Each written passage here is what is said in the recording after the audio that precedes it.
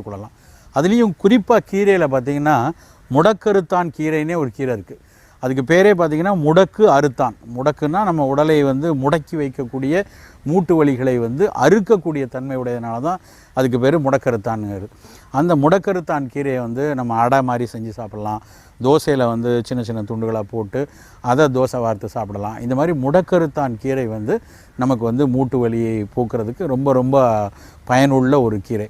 அது மாதிரி சக்கரவர்த்தி கீரைன்னு ஒன்று சொல்லுவாங்க, நல்ல பெரிய இலையாக இருக்கும். லட்சக்கொட்டை கீரைன்னு சொல்லுவாங்க இன்னொரு அது பேர். இதெல்லாம் வந்து வாயுவை வெளியேற்றி மூட்டு வலியை குறைக்கக்கூடிய கீரைகள்.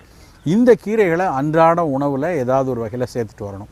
ரொம்ப வாயு உள்ளே சேர்கிற எல்லா உணவுகளும் வந்து நமக்கு இந்த வாதத்தன்மையை அதிகரிக்கும். அதனால் ரொம்ப கடலைப்பருப்பு, இந்த அடை சாப்பிட்றது, மசால் வடை, அப்புறம் கடலை மாவில் செய்கிற அந்த பஜ்ஜி சொஜ்ஜி, இந்த மாதிரி விஷயங்களை மூட்டு வலி இருக்கிறவங்க ரொம்ப